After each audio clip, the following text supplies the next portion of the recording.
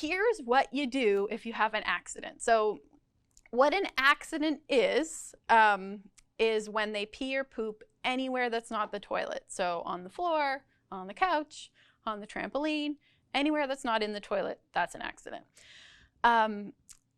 What you do as the trainer is you want to try to interrupt the accident and move them to the toilet as quickly as possible. So you see the trainee starting to pee, you move them to the toilet really quickly, and if they finish their accident, like if they finish peeing or pooping in the toilet, they actually still get the reinforcer. It still counts as a success. So it can be a really powerful teaching moment if they start to have an accident, you go, oh, let's go, get them to the toilet, they finish in the toilet, they get the reinforcer, you've just shown them, don't do that, do this, and you access the reinforcer, right?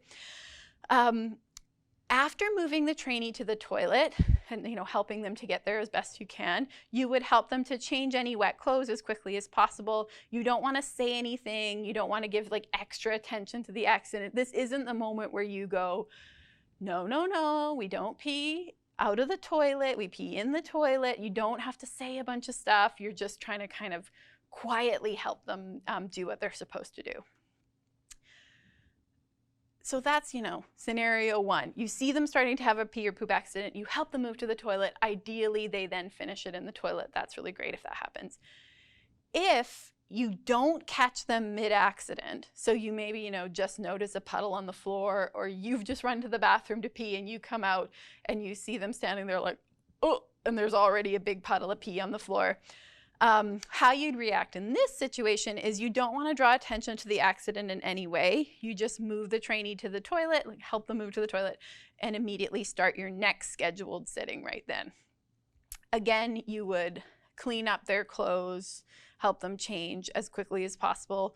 No extra attention or like affection either. You not only do you not want to scold, you don't want to go, it's okay, don't worry, you did your best. Like just cut it, right? You just want to be, quick, not a lot of words.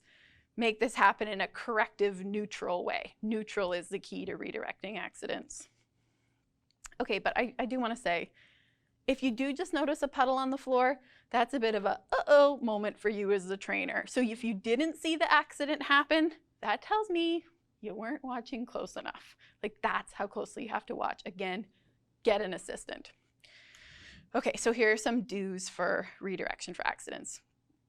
If you hear or see the trainee starting to pee or poop and they're not on the toilet, now you can make sort of a loud noise like, oh, now you do want to stop them from peeing. Like I said, when they're peeing in the toilet, you don't want to go, oh, yay, you're peeing, because it might stop them. But when you see them peeing off the toilet, you do want to help them stop. So if you kind of go, oh, a bit startling, it could stop them from peeing, and you could help them make it to the toilet to finish. One caveat is with some trainees, don't do that. Like, you know your trainee. If you have the kind of person in mind who, when they're kind of like, caught doing something a little silly or a little off, and someone goes, oh, no, no, no, then that trainee spends the rest of their day going, no, no, no, and making that same noise. And then that loud noise might be kind of a reinforcer for that person, which we don't want. If they're going to really love it when you go, oh, don't pee there, don't do it. Then you're going to just kind of quickly take their hand and move them. You don't want to make a noise. So in most cases, I find making a noise is good. Like it stops them from peeing or pooping, helps you move them to the toilet. But I'm sure you're picturing in your head some trainee that who you wouldn't do this with.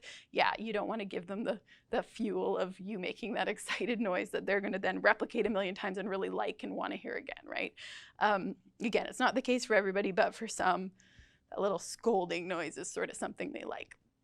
Okay, so if they continue urinating on the toilet, or like they stop and start again, even if they peed the entire time you were helping them move to the toilet, just kind of a little bit as they went, as long as some pee went in the toilet, like enough that you kind of hear it going into the toilet, you could see a little bit, you'd still give the reinforcer. Because the last thing that happened was pee was in the toilet, so we need to reinforce that. And yeah, you'd provide a reward, reinforcer, you'd praise, you'd allow them to leave the toilet for a break, just like they had a normal success where they were sitting on the toilet when it started happening. Here's some don'ts. You don't want to scold them for it. I mentioned that a little bit. Just, you don't want to say, don't do that. You're not supposed to pee in the toilet. It's not the moment to do it. You don't want to give extra energy and attention right here. Your energy and attention comes out when they pee on the toilet, not when they pee off of it. So you don't need to try to explain it to them. You don't need to talk them through it.